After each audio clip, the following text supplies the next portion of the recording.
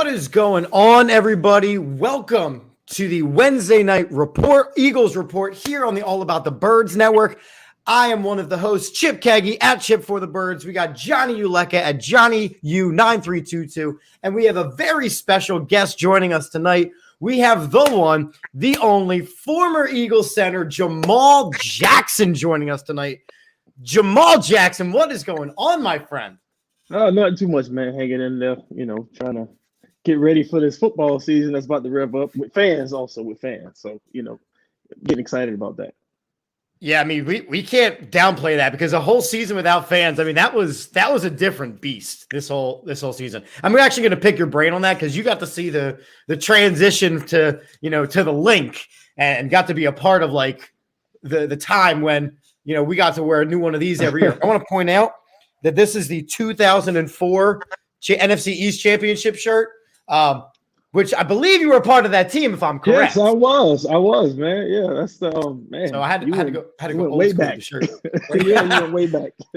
I did. So for those of you that don't know, and you have to know, but for those of you that don't know, we're being joined by former Eagles center Jamaal Jackson. Jamaal Jackson was undrafted in 2003 from Delaware State, but played from 2003 to 2011. Spent 03 on the practice squad, 04 injured reserve. Then he played. He earned a starting job after Hank Fraley got injured, signed an extension, played in 88 career games, 72 of them started. Like, this is a guy right here we're talking to. So, again, thank you for joining us. We're very excited. I want to get right into it. I want to talk about something that you know a lot about, and it's those position battles, those camp position battles, right? So back in 2006, you had held down the job as the starting center. Hank Fraley comes back. You win the job eventually. We have a position battle right now with the current set of Philadelphia Eagles where we have Andre Dillard, who was injured. He was supposed to be anointed as the next left tackle, but Jordan Mailata came in and is kind of dominating this position battle. So what does that do for young players? What does that do for the guy who's winning the job, for the guy losing the job? What does that do for a team? How does that affect a team? Well, I mean, you want to know who's your starting left tackle going to be, in training camp. That's what battles are for. It's day in and day out, play in and play out because you're getting judged and you're getting critiqued on everything you do. So, this is a time where, those jobs are won/lost, so to speak. But I think the coaches have a pretty good idea as to who, that they eventually want their left tackle to be, because both these guys, being Jordan Mailata and, Dillard, these guys weren't drafted by this new regime. So emotionally, they don't really have any ties to these players. So it's like, whoever put their best foot forward is going to win the job. So I think you can kind of dispel a little bit that Dillard was a first-round draft pick, but still, money kind of talks in this league. So, we'll see how that plays out. And, the big thing with that is you look at, those two guys and all the injuries on the offensive line last year and all the different offensive line combinations that they had. My one question is, with all those guys injured and all these backups having to play, doesn't it kind of help a little bit now that you have these guys back and then all these backups now had actual game reps in the regular season to be able to be the backups and have depth at all those positions on the offensive line for this upcoming season? I mean, anytime you can get some quality reps out of the young guys, like particularly your backups, leading into that next year, it's only going to bode well for them because, nothing can mimic the anticipation, the speed of an actual game. So, you got guys like Nick Herbig, Jordan Mailata. They got extensive time last year in that starter's role. So, this year it's going to kind of be like, just kicking off the rust a little bit. It won't be as pressing as it was last year, where it was, they was just thrown in the fire and, just kind of like trying to keep the head above water. Now it's going to be, okay, I know this call, I know this play, I'm kind of familiar with it. And with the tutelage of Jeff Stoutland, I mean, he did a tremendous job trying to, manage 13 different lineups. I mean, That's kind of hard. Like I don't think I can recognize 13 different underwears I have. I mean, they switched 13 different lineups. I mean, it was amazing. But hopefully, they get the sacks down and keep the quarterback upright, and may the best five guys win. That's how I like to say it. There is one thing I want to ask, because I know Chip. I always like to bring it up, especially with offensive line issue from last year. Are you about to do it? Yep. Have you ever mid-play up and just fixed your glove instead of actually? I've never. I'm a man, Jamaal Brown. I've never seen that before. I've never done it. Like, it's kind of like you're in the line of fire and you want to go grab a pizza or some shit. Like, it's I don't know. It was weird. They kind of got on my man for it the entire time he was here. I don't know. That's inexplainable, because he was a veteran guy. Like, he wasn't a rookie. Yeah. So that kind of threw me for a loop. But hey, man, we seen stranger things. And it's funny that Johnny brings it up, because I was literally about to ask you the same question, because with the 13 different lineups, one of them included Jamaal Brown, and that video of him, Michael Jackson, he became a Jamaal Brown after that. That was my video, and it becomes this like viral thing. And I'm looking at it going, this man did not just, I was able to rewind the TV because that doesn't happen. Like, so all right, let me go to the next level now. I want you to tell me what happens if you're Jason Kelce and your right guard has let your quarterback get killed, and you just see him fixing the glove. It'll be a bunch of expletive thrown out there. It wouldn't be a PG conversation, I'll tell you that much. No. I mean, but he was a new guy, like, in fairness to him, but still, that's not a football play. That's not a football play, like, at all. Like, that's not an offensive lineman play. Like, why are you fixing your gloves? Like, who cares? No. But it happened. So it did. It happened. So you mentioned Jeff Stoutland. Now, I have been singing Jordan Mailata's praises now since last season, because the development that he showed, considering where he started, but under the tutelage of Jeff Stoutland, to me, that's why he is the front runner.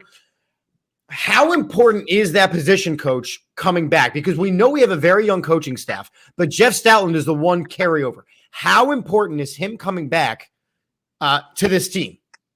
I mean, it's very integral to what they're trying to build as far as chemistry goes. Like that, if you're going to retain someone, you want to retain the guy that coaches five guys at one time, right? Because his plate is always full. He always has to come up with like those 13 different lineups and find like the best guys every week to play. So retaining him, it was big, because he's familiar with the guys that he's bringing back. Obviously you got Pro Bowler / Hall of Fame Jason Kelce. He's coming back, so that's an added bonus when you got like a veteran like that. He knows everything. So right there, you kind of know, you kind of got that middle kind of solidified a little bit, and you just got to work on that left tackle, man. Like whoever comes out, Dillard or Mailata, make the best tackle win. But from what I've seen from Jordan thus far, I mean, his trajectory is only going up. I mean, this is a guy who he hasn't played football. This was his first time playing football in like ever. Yeah, last year was his first season. Right. Yeah, so like he didn't even know what a football was. He thought it was some scrum and rugby or something like that. But yeah, I think his stock is going to rise over the next coming years. So let me. Yeah, go ahead, Johnny. Go ahead. Put that question up, and then I have a follow-up question. Go ahead. Adam has a question. Adam wants to know. Who was your favorite teammate you ever played with in your career? It's kind of hard. Yeah, it is, because favorite teammates. Like I had a lot of great teammates. How about favorite teammate, non-offensive lineman? Just because you got kind of okay. Now you're throwing monkey wrenches in. Let's go. Favorite teammate, non-offensive lineman. Wow, that's a tough one. Like, I never thought of it like that. You always think linemen are like cool with other linemen. I'd say Sheldon Brown. Okay. I like that. Mainly because like we had this tradition. Like we never sat together. Only on the Washington trip where we had to catch the train down to DC. Like we always sat next to each other for that game on the train. It was weird. Like that as amount of time that we've gone down there, no matter what, every time we went to Washington, it was odd. So, he was kind of like one of the cooler dudes on defense that I rock with. Yeah. I like that. And you hear Sheldon Brown, and my moment of what I think of, Reggie Bush. Yeah. The Reggie Bush. That has been my default photo for years. I love that hit. That is my favorite hit in football history. Yeah, we felt that on the sideline. It was so loud. Uh, I was like a younger kid. I was like, y'all want to see a dead body? And the thing is, it's crawling back to the sideline. I think if you watch that, that's like a textbook hit. Like it's not a dirty hit. It's not that. It's textbook football tackling. It's perfect. And if show kids how you tackle and how you have big hits, you still have big hits in football nowadays. That's how you have to do it. That's my wife timing in. I'm not joking. I literally, it's my favorite hit. So we got other comments coming in. These are actually really good questions coming in, and they're kind of along the lines of stuff that we want to ask. So, Who is the biggest trash talker you played against, and what was his go-to shit talk? Go-to shit talk. Man. And also, like, who was your toughest matchup? It's okay. That's like a 3-part question. But, yes, it is. Biggest trash talker, I would have to say Jay Ratliff from the Dallas Cowboys. Yeah. Well, he's a Cowboy, so. Yeah, I mean, pretty good player, but he talked the entire game. Like, sometimes it was just like, dude, like, all right, you know what? Well, I mean, I can curse, right? Go ahead. Yes, okay, you can curse. Cool. Yeah. Oh, okay. I didn't know. It was a family show, but I was like, the question was, well, who was his go-to shit talk? Was the question? Oh yeah. Hey, that totally blew that went over my head. Yeah, but he was one of those. He was a dick, man. Like that guy. But he was pretty good. It just the whole. I just couldn't deal with the talking like throughout the entire game. One of the tougher players I've gone up against.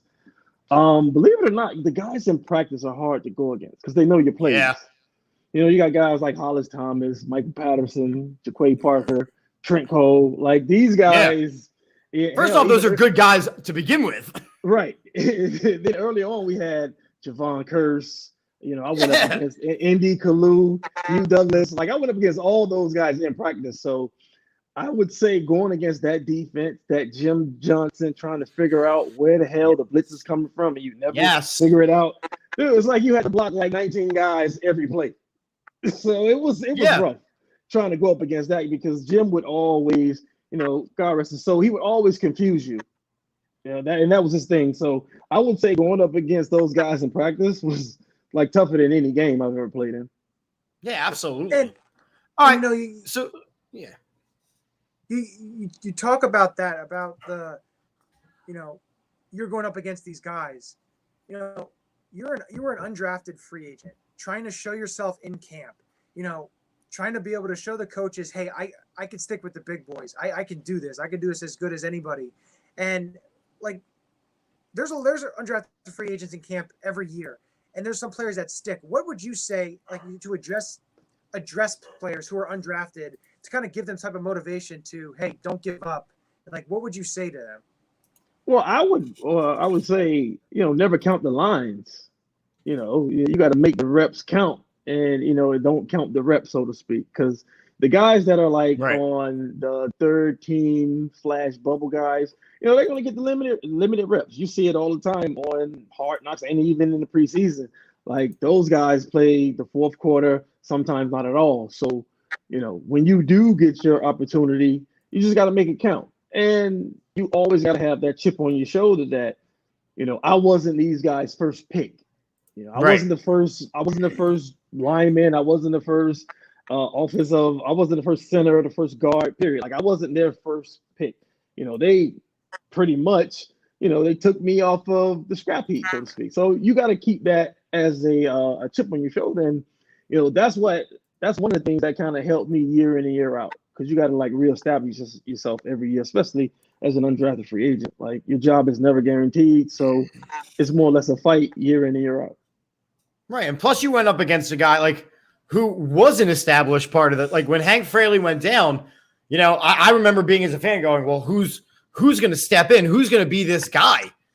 And, here you come, and then you win the spot from him. So, I mean, it like you said, it's not guaranteed.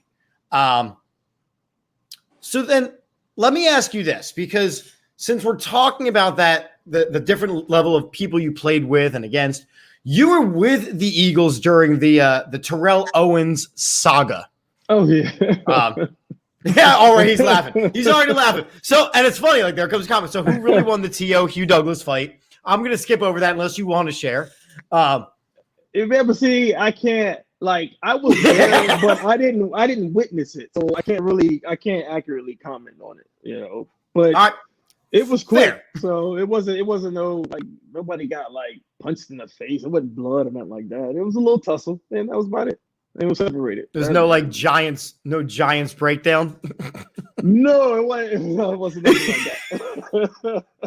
Nah, man. I mean, I hope that passed it, but yeah, that was an interesting time for me in the NFL. So I'm like first, second year guy, and I'm like, what the fuck is going on? Like this dude's cursing at that dude. This dude is saying something to the quarterback. The quarterback. I'm like, what the fuck? Why am I here? Like it was bad, man. But it kind of worked itself out. So all right, so you were part of the whole TO thing, and not that it's the same as what's going on with Zach Ertz. But what it was like when there was a contract issue. It was very public, and then T.O., got himself out of town. What does that do to a team? How does that affect a team? Zach Ertz is, in camp right now working. How does that affect the overall vibe of a locker room, especially now? I know you didn't have a new coach with Andy Reid, but we have a new coach in Sirianni. What does that do to the whole thing they're trying to build there? Yeah, I think it was two totally different situations. We were a team that was already established. We had just went to the Super Bowl, and we were pretty much that receiver away. And all we had to do was kind of like fine tune some things, and like we was a Super Bowl ready team. Like this team right now, they had won the Super Bowl in years past, and it's kind of like a rebuilding mode right now. So, if Zach wants to go find work elsewhere and be valued elsewhere, I don't see why that shouldn't have been, already handled. They had the draft, they had all off season. I guess they couldn't get what they was asking for, but you don't string a guy like that along, being as though he was one of the Super Bowl heroes, and he was kind of like he was a staple like the past 7 years. In this organization, I mean, you at least owe him that. So, I mean, I just think it's a pretty fucked up situation, because at the end of the season, he kind of saw the writing on the wall. He even knew it, at the press conference or whatnot. It was very emotional, but and for it to all like come back full circle and him to still be here, it can be a little bit weird for me. Like, just as a veteran, because like the guy wants to go play elsewhere, and we know his the plans here doesn't involve him. Mm-hmm. Yeah. So like he's even being brought back, and the word is tight end 2. And I think it worked out really well with it. Yeah. And then you hear Howie, like because I went through the same thing that Zach is going through when Kelsey first got here. In the interviews, when they talk to like general managers and coaches, you hear things like, he can help the young players. He's a mentor. Like, that doesn't say he can help our offense. That says he's going to groom the guys behind you. Like, we really have no plans for him anymore. So, I'm with Zach. Like, get me the hell out of here. Yeah, and I think it's interesting that you put it that way, because we as fans, we hear the words, right? We hear the words, we go, okay, those are the words, but you as the player, you know the meaning behind them. Behind it, right? There's always dual meanings to everything they say. Everything. You just got to pay attention. Like Howie in all of his interviews, they'll tell you what they want you to know. But you just got to listen to them. They're constantly bringing up things that has nothing to do with guys that aren't on their team. Like nobody asked him about quarterbacks from another team. He brought it up. So like just listen. He'll tell you. And you brought up Jason Kelce. And Jason Kelce was drafted in 2011, which was I think your last year with the Eagles. Last year because of an injury. And Jason Kelce got to play, and then he started, and he's been starting ever since. Right. Did you see anything with him, when he came in? Did you see anything in terms of? I know he was a late round draft pick, and in terms of his skill set, I know he was a smaller center than usual. Right. Did you see anything? I know it's hard because he was. Of course, like off the but off the bat, like I saw like that he would be one of the ones that would actually stick around because. When you're like as the veterans, like you look at players, and every year there's a new crop of young guys that come in. Some guys stick, some guys don't. If you're around long enough, you can see those guys, within the first couple of practices. And he was one out the gate. For one, Howard Mudd absolutely loved him because he reminded him of Jeff Saturday. So that was a type of offense we was going towards. They was getting away from the big road grader offensive lineman and going to the more smaller athletic get out on the perimeter, and that's what he provided. And for him to be small, he's a tough son of a bitch. Like he's pretty strong down there to be his stature. So out the gate, I kind of took it for what it was. And I knew what the situation was going to end up being, and I just tried to help him as much as I can.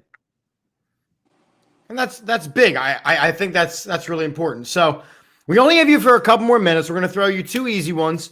Cool. So from what you've been watching, how are you feeling with new head coach Nick Sirianni? Good, bad, indifferent? Where are you at with the new regime? I love his press conferences. I can tell you that much. He's so giddy. Like he's full of energy. But I'm quite sure there's a different side to him on the field when he's out there being a teacher to those guys.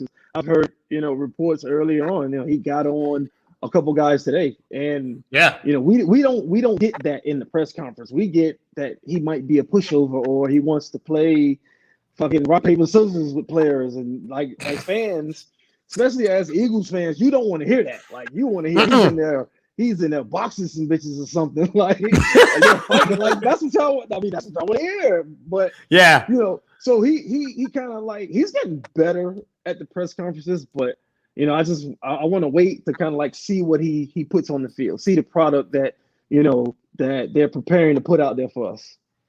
Right. And I think that's kind of where a lot of us in Philadelphia are in general right now. Like we're cool with the training videos. Like we're good on watching certain people dribble and take little jump shots. Right. We're cool but what are you going to do when their actual game is on the line? So I feel you on that.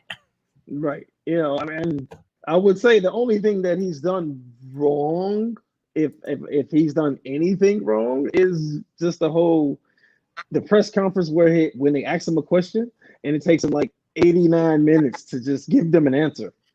Like he goes into a lot, man. He goes into a lot. Which is funny because he kept talking about how he's going to simplify everything. I mean, but we'll see, man. We'll see. So I know Johnny, he sent me a picture, and he's going to tell you his story real quick about this. Okay. I'm going to put it on the screen. He already knows somewhat of the story because I have mentioned it on Twitter before, and he's liked it. It's a picture of you. I think it's actually your first training camp. I think it may be 03. So yeah. It's a picture with you, and then the picture was taken with my sister. And she was, I think, 7 at the time. I was, I think, 9 or 10. No, I was like 12. She was like 9. So it's a picture, and she was so happy. She actually I still feel has so fucking old, man. It's okay. I'm 30 Oh, now, man. so it's but the funny thing is, she actually still has that hat Really? that you signed. And Okay. the funny thing was that she was so happy that she got a picture with this football player, this Eagles player, because this was one of her first training camps that she went to with me. It was down at Lehigh, and of course. when they used to be at Lehigh, and the great thing is she's so happy. And then she's like, who was it? So I looked in the program and see Jamaal Jackson, undrafted free agent, rookie, Delaware State. I'm like, oh, an undrafted player from Delaware State. I'm not sure he's going to be on the team or he's going to make the team. But, this is classic. Really nice guy. And it's just funny because I still have that picture. It's funny. I always bring it up to her, and you may be an undrafted free agent, but you can carve out 88 games played in the NFL being an undrafted free agent from Delaware State. So it's just something it's just funny because I stumbled upon it maybe a number of months ago, and I posted it on Twitter and tagged you in it, and you liked it and commented and stuff. But it's just funny how things like that. And you guys are people. Everyone says you guys are people too. But even something simple as that, and my sister still remembers it, and it was like, you're a football player, you were young football player at the time, and you bring joy to fans, and you can connect with people, and that's the one thing I really like, and I wish you see a lot more of that instead of the negativity you see all over. You see more of the positivity and the positive things. But there's something I wanted to bring up since we had you live on the air. Oh no, that's cool, man. I actually remember. Yeah, that was 2003, right? Yeah, that's what he said. Yeah, I remember the Don Joy wristbands. they didn't give me too many gloves because they thought I wasn't gonna make the team.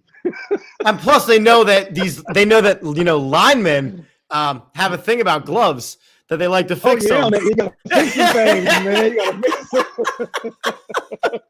them. Shout out to my man Jamaal Brown, man. Jamaal!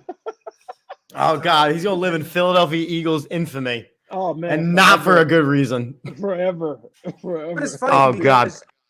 Chip, it's kind of like we're like the offensive line podcast because we've had Trey on. We are. We've had Jeremy Bridges on multiple times. So it's like Jeremy, that's my guy. Yeah, Jeremy and our. Yeah, he's been on a couple times. Listen, we're gonna get him back on. We're gonna put you on with him, and we're just gonna actually exit ourselves. Y'all can just talk, dude. Next time y'all have Jeremy on, tell him, man, he has to give you the recipe. He makes these banging ass like chicken, like it's like grilled chicken, but he marinates it and like wraps it up in aluminum foil and grill it. Oh man, it's the best. It's the best. I don't know what he puts on it, but it's fucking awesome. Like you got to get that recipe from him next time you talk to him. He can cook. He can cook. He can cook. Listen, I follow him on the Instagram. I know my man he's in the gym, like doing work. And like I always feel guilty. Like he'll put a picture up, like, "Oh, did you get it in today?" I'm like, "Yes." But like meanwhile, he's like dripping sweat. I'm just like, that was a good one. Nah, man. As long as you get an hour in today, you'll be fine, man. I try. So listen, Jamaal, we cannot tell you how much we appreciate you coming on. I mean, we obviously are passionate Eagles fans, and it's always cool to like talk to somebody who has worn the midnight green, or whatever Kelly green or whatever color green they decide to go with. Yeah, whatever. So I mean, we appreciate you are always welcome back on. Chip, Johnny, appreciate it, man. Thanks for having me. Thank you, man, my friend. I appreciate it. All right, you got it. Jamaal Jackson, man, that was awesome. It was good. Yeah, we're gonna have to get him and Jeremy on, and like maybe give them their own show, like a pregame show or something for themselves. To just shoot it. But no, that was awesome. Yeah. We'll call it block it out. Trademark all about the birds. Don't even try it. Don't even try it. Trademarked all about the birds, people. Look at you come up with ideas off the top of the head like that. right off the top of my head. So we just had Jamaal Jackson with us. We're going to still talk about a couple other things. But we're also going to talk about some of the things that he mentioned. Before we do that, let's take a quick second to pay some bills. So we have a lot of sponsors here. We didn't go into them yet. I'm just going to go through them really quickly so that you know who helps us do this every single week. So first off, big shout out to Statement Games. They're a fun free twist on fantasy sports. Make sure you're checking them out. There is a link in the bio. Oddsjam.com. Use their arbitrage calculator to not lose money. Link in the bio. AATBirds.com/shop. A lot of cool new designs. And if you have ideas for designs, shoot them my way, Johnny's way, Jeff's way. We'll try to make sure that we get them up and loaded up so you can purchase some cool looking gear. 99jersey.com. They are partnered with All About the Birds. Use the code AATBirds20 for 20% discount at checkout. And finally, manscaped.com. Your balls will thank you. Use the code AATBirds for 20% off and free shipping at checkout. All right, Johnny, thoughts as my wife puts up, talk about your balls. Jesus Christ, Teal. God. Your balls will thank you. Johnny, what was your big takeaway from the Jamaal Jackson interview we just did? It's the one thing he said with the left tackle spot. You need to figure out the left tackle spot. You need to have it because it's the blind side for Jalen Hurts. It's vital. It's vital. So that is one of the main things that needs to be figured out. And if you really think about it, and we'll get into it a little bit later, but it's starting to kind of, weave its way into, being only a one-man show in terms of so far in practice. But that was a big thing. And it was just funny, listening to, him talk and, even about Jason Kelce. That was really, interesting. Him coming in his rookie year and just, he could see it already. And it was just, hearing stuff like that. It's just really cool, especially from that was cool. Who was there. They were there. They experienced it. And it's just really, really fun to be able to, connect with those former players and be able to talk about the past and the present. I thought that was cool too. I really appreciated him saying like, yeah, I was in there. It was my spot. And then this kid comes in and, you could tell right away that he was going to be a guy. It was the guy that ended up stealing his job and the guy that we all now know and love. But we weren't so far removed from Jamaal Jackson being the starting center of this football team. Yeah. And the thing is, Jamaal Jackson was a hell of a center, as an undrafted free agent to be able to play 88 games and start 72 of them. And, he was a key cog in the middle of that, offensive line for the Eagles. And that's one thing a lot of people don't realize. They look at last year and they look at the offensive line and how much they struggled with what they had. What was the one constant? Injuries. What was the one constant along that offensive line for the most part of the season? Jason Kelce. Jason Kelce. That was there. That's what I'm saying. Yeah. Jason Kelce was the constant. So that at least made it a functioning offensive line to an extent. I think without him there, it could have been a straight up bloodbath.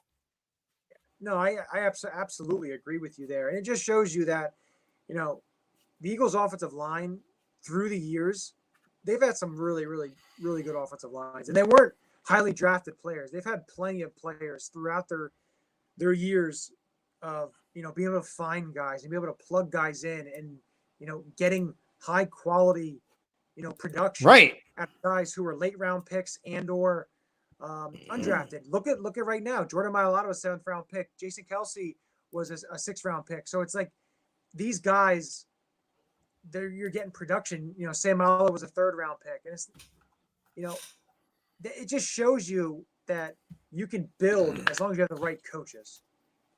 We also tonight got to talk about Hank Fraley jiggles.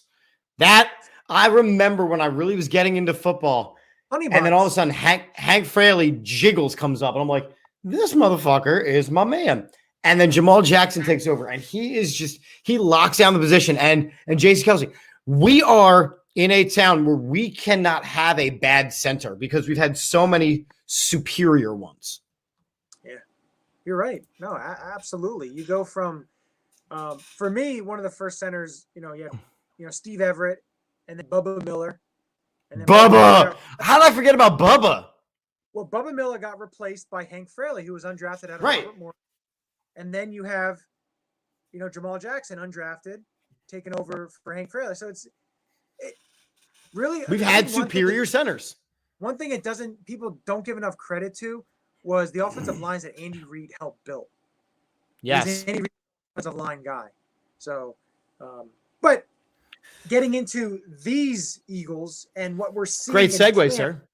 The Jordan Mailata, Andre Dillard competition. Oh, God. If you want to call it a competition. It's not. It's not. Hold on. Here comes the vein. Here comes the vein. Ready? Here comes the vein. If you recall, just last week, we were discussing the fact that Andre Dillard was getting first team reps, and I didn't understand it because it shouldn't even be a battle. So here's what happens.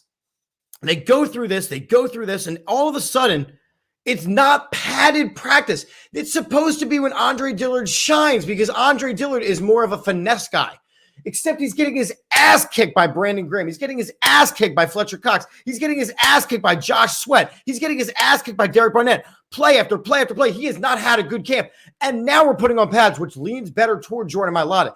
At this point, the longer that Jordan Mailata allows Andre Dillard to have reps, is the lower that Andre Dillard's value is going. Every play that Andre Dillard gets on this field, he is lowering his trade value.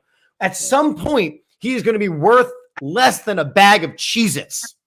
And I think, and Jeff has stated it on I think, a couple shows back that he doesn't think Andre Dillard, he has no value. He's not going anywhere. Which None.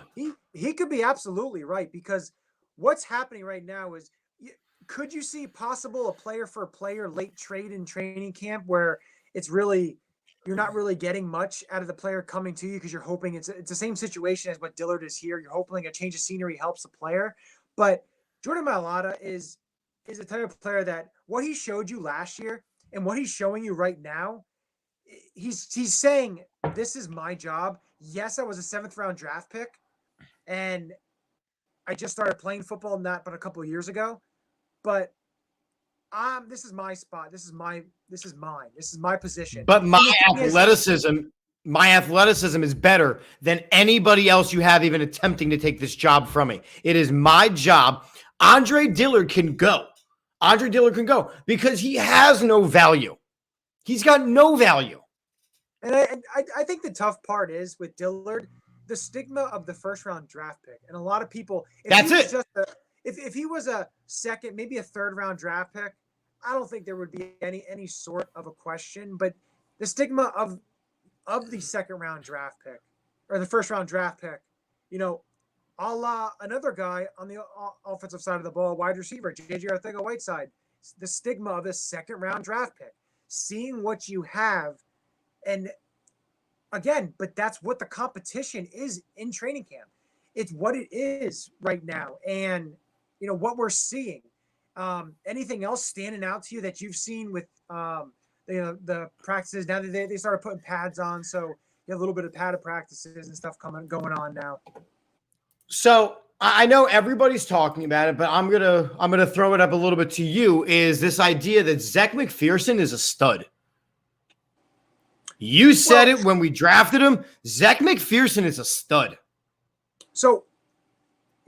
Zach McPherson is a type of player that, in my eyes, this is the type of defense that really, really bodes well for him and what Jonathan Gannon wants to do. And the one thing is, he's not.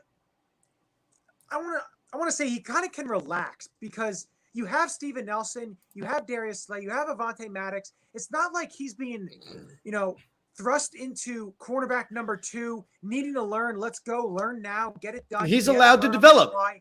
He's allowed to develop, which makes the comfortable in the defense to be able to make plays and to know what you're doing. And almost like basically what he is, he's being sticky. And by that, what I mean is, he's attached to the receivers.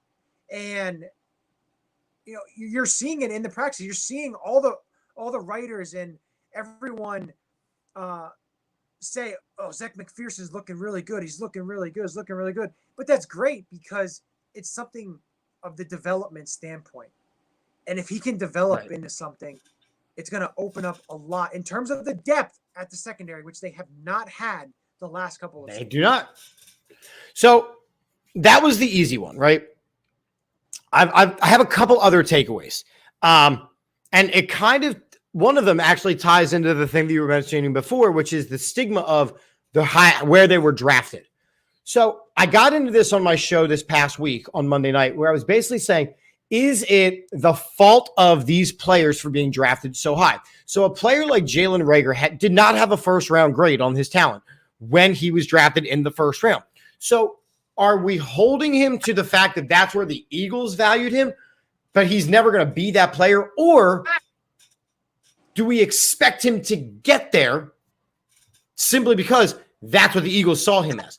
If he's never going to be that player, that's not fair. We say the same thing with J.J. Arcega-Whiteside, the same thing with Andre Dillard. Hell, you can go across to the Meadowlands and you say the same thing with Daniel Jones. Daniel Jones was not a first-round rated talent, but now we expect him, because of where he was drafted, to be a first-round talent quarterback. So I would not a first-round talent. Like with Daniel Jones, I think he was a first-round talent. Maybe he was overdrafted in terms of drafting. No. But he's A little. The measurables and everything there. See, with quarterback position, let's look at it this way. Quarterback position, there are always going to be a couple guys overdrafted because the need at quarterback is so exponentially high. You're going to have franchise that need a franchise quarterback, that want to find a franchise quarterback. So they're going to overdraft him. They're going to draft him in the first round. But in terms of Jalen Reagor, you look at Reagor and he has the tools, like he has the speed. And I think a lot of it this year, a lot of people getting on him, he came in, he failed the conditioning test. He wasn't in the right place. He had one of his close friends, I guess he was killed. Right. So, he was murdered, there's a lot there. But again, he even stated, I'm in a better place. I'm ready to work. I'm ready to, take that next step. And there was a point today where I saw somebody tweet that Jalen Reagor, I guess, either ran the wrong route or did something, and Sirianni ripped into him. Sirianni lit him up. Lit him up. But again, that's, Sirianni is a wide receiver coach. If there's any way to get out of Reagor what you want to get out of him, this is the coaching staff, and this is the coach that you want to take him and mold him into what the Eagles thought he was going to be when they drafted him in the first round. And the thing is, like, when you have a guy like this, so this is just a quick 6-second clip. This is Sirianni coaching a wide receiver. This is the kind of coach that you have. What's that? That's a tight end. That's a right. Butler, who's a tight end. But you can see the wide receivers behind them. Yeah. I think what it comes down to, right? What it comes down to for me is it's the accountability thing. For the first time in a real long time, you have a coach who's quite honestly saying, if this isn't right, I'm not going to blow smoke up your ass. I'm going to tell you that it's wrong. I'm going to stop practice. I'm going to light your ass up, and then we're going to get it right. We're going to fix it. We're going to make this work. You have Merrill Reese comparing him to Dick Vermeil. You have him stopping practice and screaming at them, and then they're finishing it better. You have Sirianni sitting on July 28th saying that, look, we're not really worried about Jalen Hurts' arm. We're worried about his feet work. As far as fundamentals with his feet, we are obsessed with it. He's got to get his feet in sync with each play. That you were saying, this guy's not perfect. We're going to work. It is a work in progress. It's a competition. It's a fight. I love that about Nick Sirianni. I'm ready to go. Well, you say that, and there's another thing that Brandon Brooks said in one of his press conferences was Jalen Hurts stops players in the halls and quizzes them on certain plays or whatever. I love that because, as I'm a Jalen Hurts guy, I want to see him, from the start, I liked him. And my thing with him is he has all the leadership qualities, and something like that to me screams leadership. And be able to quizzing guys in the hallway, about a certain play or a play selection and, what to do at this point and everything like that. You love that because he's thinking about getting better in the game and how to get other people better and how to get everyone on the same page. And with football, it's one of the ultimate team sports. You all have to be, cohesive. So I love that. I love that clip that I saw with Brandon Brooks earlier this week. Look, what it comes down to is we had a guy who before babied these players. They got their position. Like you heard Travis Fulgham say flat out today, why were you pulled off the field? Because it was Alshon's spot. Not because Alshon Jeffrey earned it. It was because it was Alshon's spot. That's not the way this team so far is seemingly being run. Yeah. No, it's not. It breeding competition. And in that aspect of it was Alshon's spot. For me, it's if a player's playing really well and they don't make as much money as the guy who came off injured and you're paying him a lot of money, all in all, it's about winning football games. I understand how much a certain player makes, and that's all well and good, but Alshon Jeffrey shouldn't have been on the roster last year to begin with. So, no, he shouldn't have. And I understand that we're paying him a lot of money, but after 1 to 2 games, when you realize what Alshon Jeffrey was, you got to go back to Travis Fulgham, the hand that was hot. Well, do you think this team needs to add a veteran receiver? Because I know there's been a lot of people talking about the veteran receiver aspect is missing on the team. But then again, you look out and see what veteran receivers are out there. The only one that I would even remotely maybe think about would be Kenny Stills. And that's really not saying very much at all. So I don't think so. I don't think that you need to add a veteran receiver. I know Devonta Smith is hurt. I get that.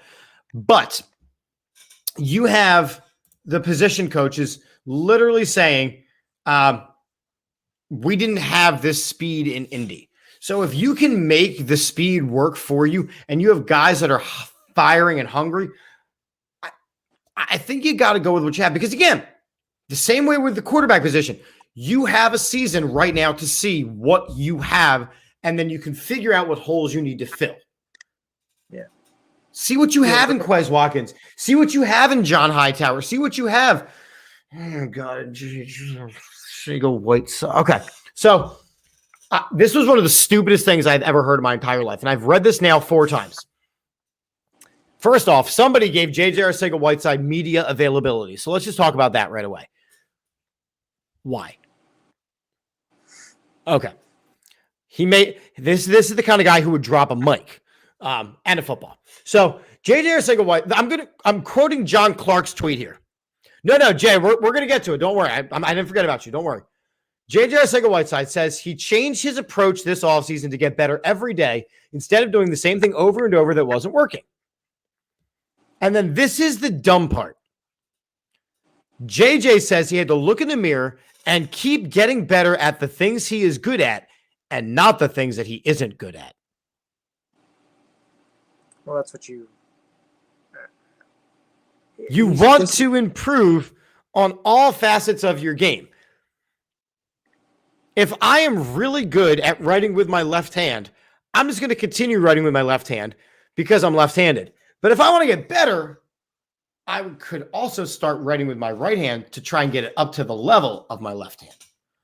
So, talking about, getting better and producing, Jay had this question. So I want to. We were getting to it, Jay. I told you. I promised. Thanks for hanging in there. So, hey guys, is it fair to say Reagor can't produce pre-snap motion in the slot, that he's a bust? To me, I think what they have to do with Reagor, I know the producing the pre-snap motion and stuff like that. I think this offense is going to be catered around the strengths, and they've said that. So, right. Reagor has last year did some pre-snap motion and sweeps, and then being able to, utilize him in that aspect, which I also think they need to utilize him in the punt return game as well, because you saw that in Green Bay, what he could do. But I really wouldn't consider him a bust. I give him this year, and even see how he goes from year 1 to year 2 to year 3. you have to be able to kind of give them. You can't, make the notion that he's a bust. Last year was a tough year because of everything that went on with the league, with the world, and then also you look at he had multiple injuries too. So now if he keeps getting injured and he's not able to produce and he's not able to do well, pre-snap motion and in the slot and stuff like that, because he's going to be in the slot a lot of the time, then you can think, okay, maybe he was valued a little too high.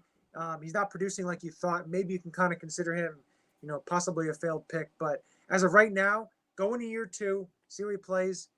Like I said, I would still give him year 3. They're still letting JJ Arcega-Whiteside, they're still talking about him like he's going to produce for you. Stop it. So I wouldn't call him a bust. If he can't produce, let's just see what he can do on the field. So we are really far away from the phrase bust when it comes to Jalen Reagor. Johnny, like you mentioned, they are coming off of a year where everything that, especially for a rookie, could go wrong, went wrong. Then into a new coaching staff with a new quarterback. I mean, this guy has had it stacked against him. Then you look at the beginning of this offseason where he had all of his personal issues, coming into camp, having the struggles that he did.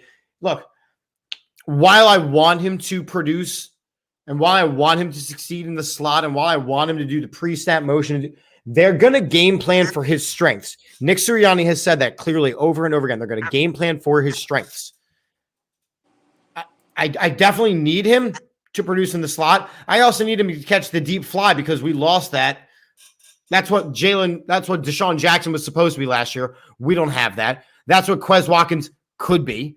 That's what John Hightower could. We have speed.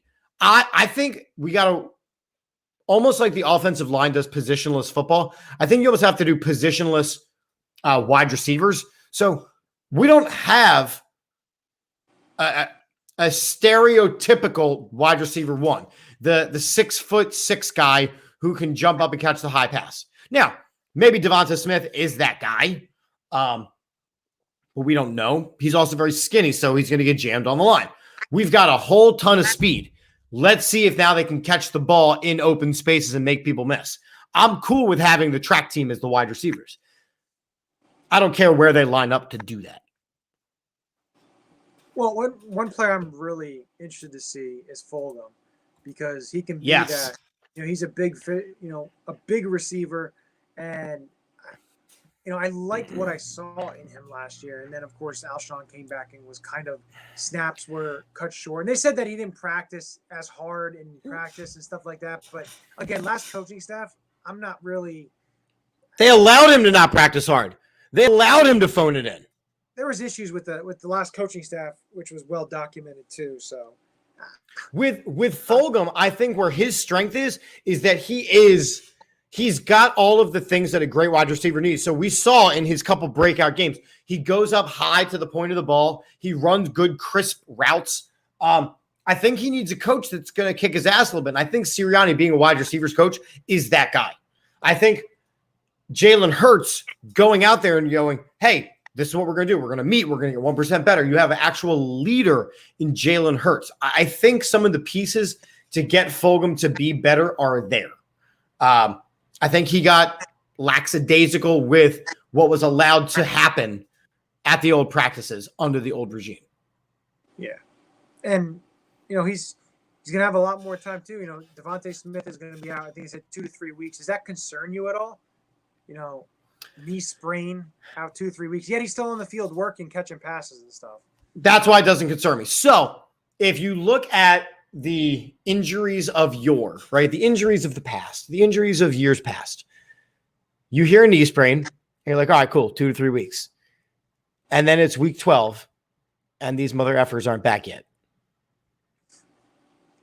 I don't see that being the case here because Devonta Smith knows he's got to go in, he's got to put the work in, he's got to get on the field. He has a job to do because it's his job to lose. Devonta Smith has a knee sprain. What does he do? He's in there. He's out there. He's catching passes. My favorite tweet was Devonta Smith catching it and then throwing it to J.J. Arcega-Whiteside, and when he was just dumping the balls into a trash can. That killed me. Because they called J.J. Arcega-Whiteside trash, and that made me giggle. But again, I think Devonta Smith will be back by week 1 and ready to play. Yeah. I don't think so. I don't think it's that big of a concern. He already has chemistry with Jalen Hurts. So, Right. You know, they've played together in Alabama. They practiced together in Alabama. You know, they practiced here for a short time. So that doesn't really concern me. So I know Brandon Brooks, I think he's still not practicing, like a hamstring type of issue. Now that does concern me. I think it was he the hamstring, or was it Samalo? I'm not sure. Samalo had the hamstring. I think Brooks has been out there. But I'm not sure. It's really hard to keep track of the injury reports. They're all changing their numbers. I was learning those. Now they're all getting injured again. I'm trying to keep track of those. It's exhausting, man. Yeah, it is exhausting. And the other thing that's exhausting is cap numbers. So like I said, you said something about Zach Ertz. We talked about Zach Ertz. And they restructure Lane Johnson and they restructure Derek Barnett. So quickly, the Derek Barnett they added 4 voidable years to his contract, which means next year's cap hit is $7.2 million. So this year he's only making like $1.8 million or whatever in change. That's what his cap hit is this year. So it was originally $10 million. They knocked off that money because Lane Johnson was like 6.9, but they knocked off that money. It's a cap hit in 2022.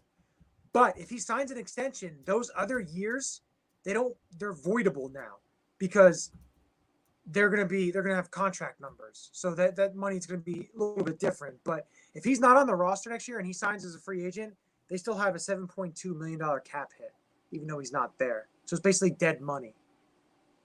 Cool. But again, I love having dead money for players. They cleared money, $16.1 million in space they have now. Yet Zach Ertz is still on the roster, and he would save you around $8.5 million. So for me, I think this is all pointing to Zach Ertz more than likely being on the roster come week 1. And he's Zach Ertz is going to be on the roster in week 1. Here you go. Here's the hot take. Here's the hot take of the night. Zach Ertz will be on the roster on week 1. He'll be on the roster on week 2, 3, 4, 5, 6, 7, all the way through week 17. Zach Ertz is a Philadelphia Eagle in 2021. As I've been saying on the show for weeks and weeks and months and months, Zach Ertz had such a down year that his trade value wasn't equal to what he thought it was, to what the Eagles thought it was, to what the NFL thought it was. He needs to play for this team this year to bring his value back up. He needs the team needs him. Zach Ertz is a Philadelphia Eagle in 2021. I've been saying it, and people were like, no. Zach Ertz is a Philadelphia Eagle in 2021 the entire season. No, I think unfortunately, I think you're right now. That's kind of why unfortunately. Well, my thing is everyone's ready to just move on, and then now he's back again. He's going to stay.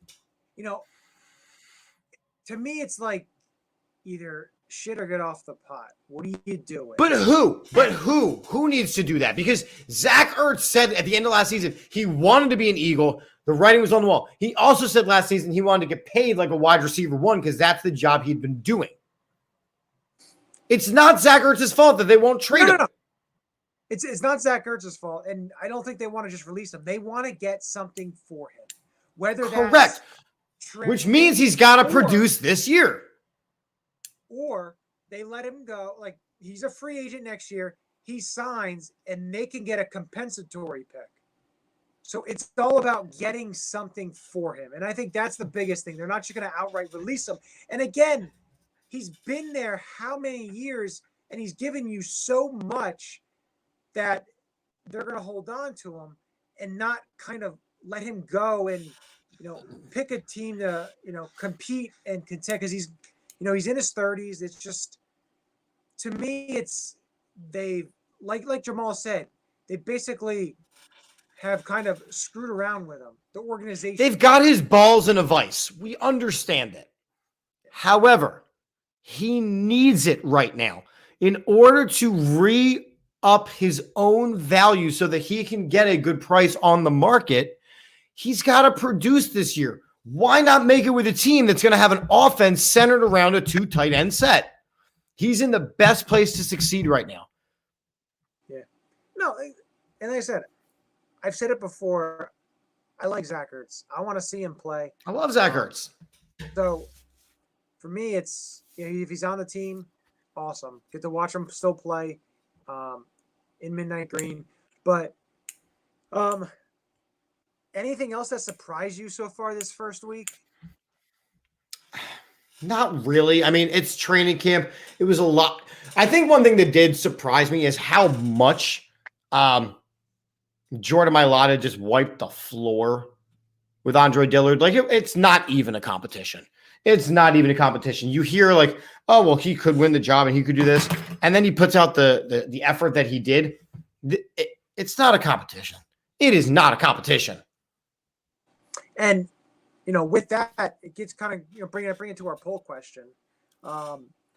Almost a week into training camp. So it's it is a week into training camp. What's your confidence level with the team? Now, we had 228 votes. So it is a legit poll. It is legit. Better, worse, or the same? So better was 29%, worse 18%, and the same was 53%. So you can clearly see where I voted because I'm the one who put it up on the screen. Yeah. Now, for me, I said better as well. I was between Cool. same and better. I went to the better aspect just because, adding Steven Nelson in the mix there, what you're hearing with the defense, what you're seeing. So for me, it's just, to me, it's better.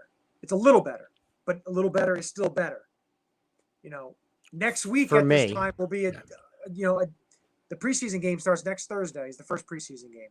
You'd see him actually on the field. So, oh God, beautiful. I love preseason games. So to me, I don't. You know what? I know people don't want to watch it. I'm just excited for Eagles football. I'm so excited for Eagles football. So I voted better as well. And for me, it was one clear reason. And I know it's the preseason, and I know it's padless training camp. I get all that. It goes to the coaches.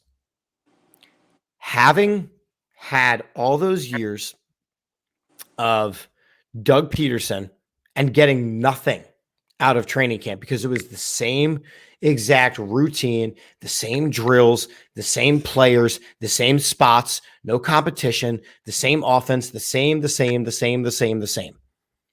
In comes this guy, Nick Sirianni. He's a young cat, right? He brings in his young cat of people, his young squad of people.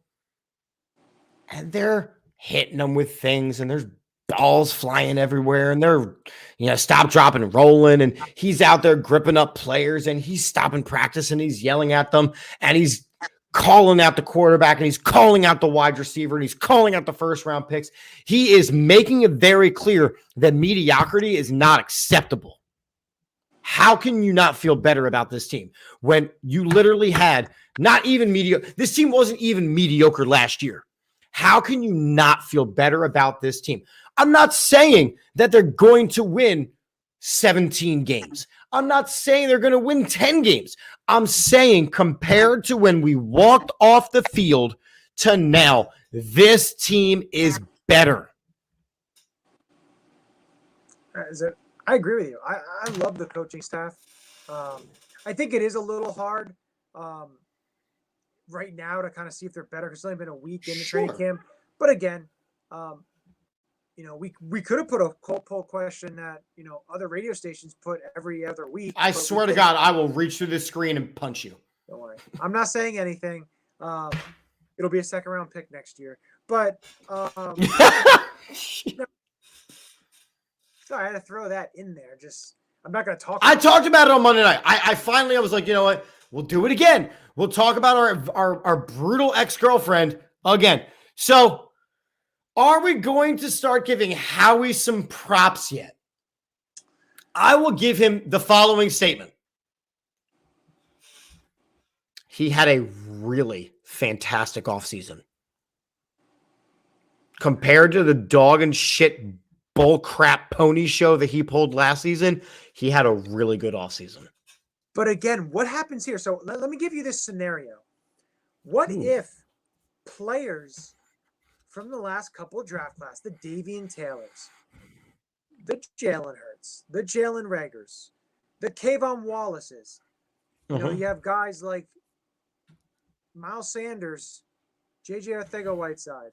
You have these players from recent draft classes take that leap, take that next step, show what we thought they were going to be when we drafted them, to be able to provide you with production, quality production. Does Howie get credit for that? Or is it just like, yes, no, the coach? He does.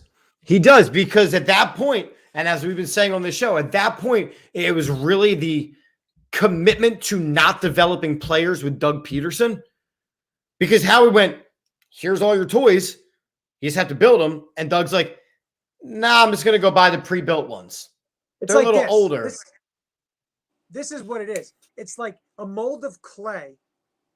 And what Doug Peterson did was he made Forky from Toy Story. If you know Forky with the fork. I do. No, he made a hamburger. He made the hamburger. He didn't do anything. So that's my point. But my thing with it is, if these players struggle, like what I see and what I hear is the players struggle. Well, Howie can't draft. He can't do anything. But if the players succeed with a new coaching staff, people, I'm telling you right now, what's going to happen is people are going to be like, oh, it's the coaching staff. Howie still can't draft. 100%. To me, you can't have that, because if you can dog the guy when the coaching staff can't develop the players and the players can't, aren't producing under that coaching staff, but they go to a new coaching staff and all of a sudden they could show out. That's why the last two, 2020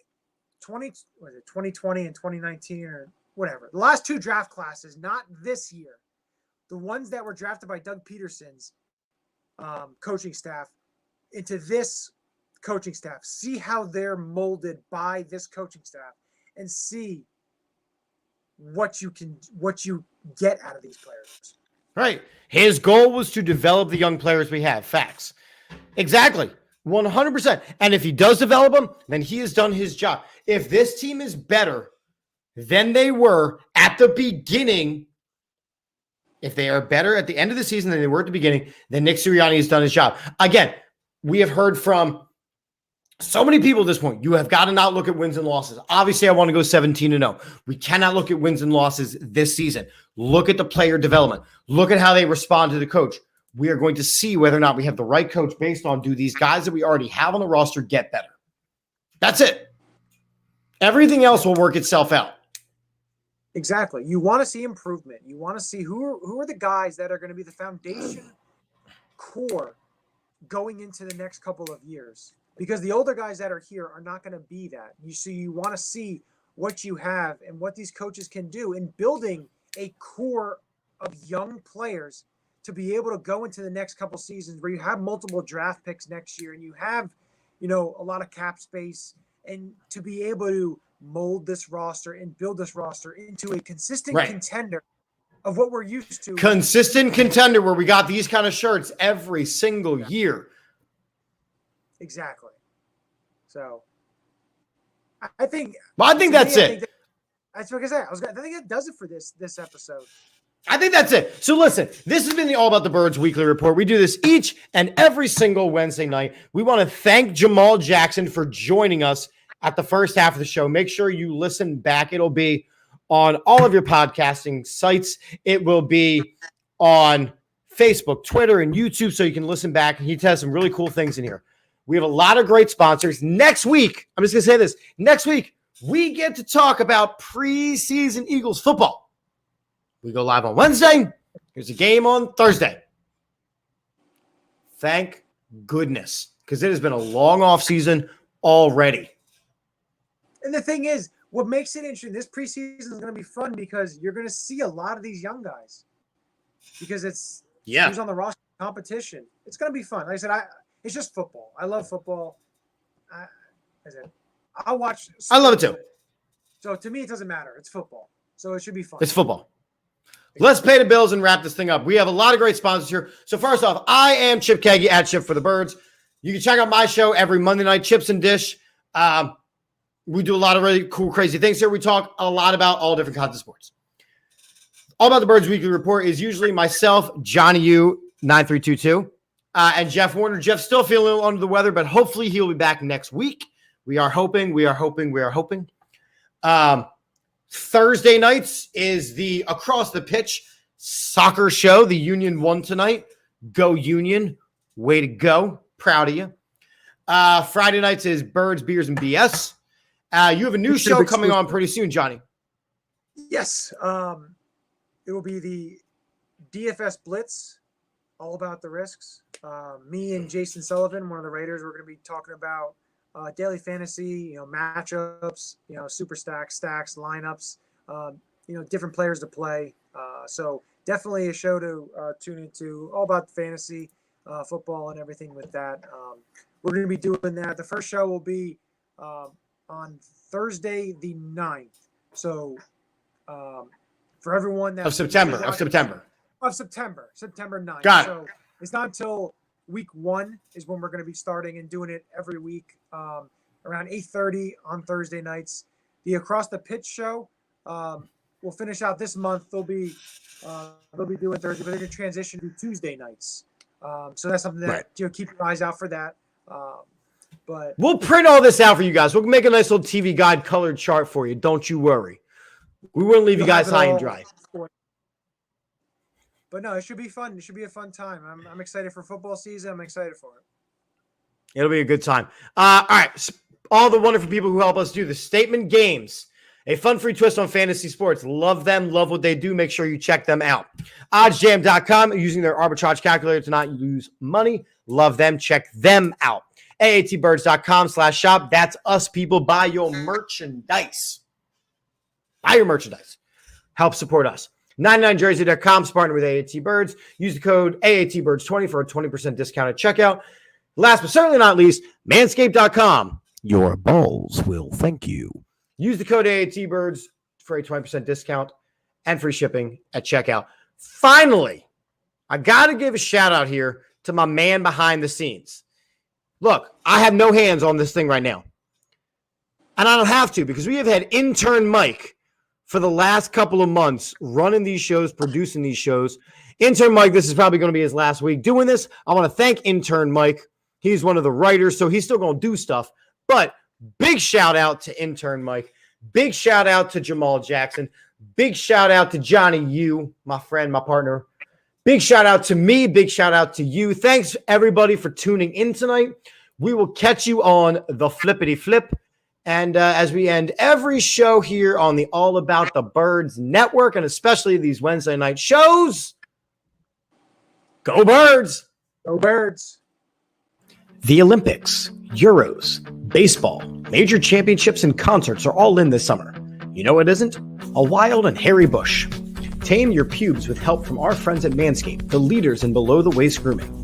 Their 4th-generation performance package includes the brand new Lawnmower 4.0. If an athlete treats their body like royalty, why not treat your pubes like Olympic gold?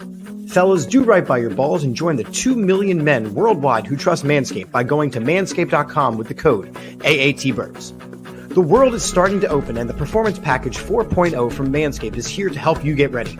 Inside, you'll find their Lawnmower 4.0 trimmer, Weed Whacker ear and nose hair trimmer, Crop Preserver ball deodorant, Crop Reviver toner, plus 2 free gifts, Performance Boxer Briefs, and the Shed travel bag. Talk about a world-class dismount into a post-quarantine world. This package is the perfect package for your package and peak performance in whatever sport you desire. The brand new Lawnmower 4.0 is here to take the podium.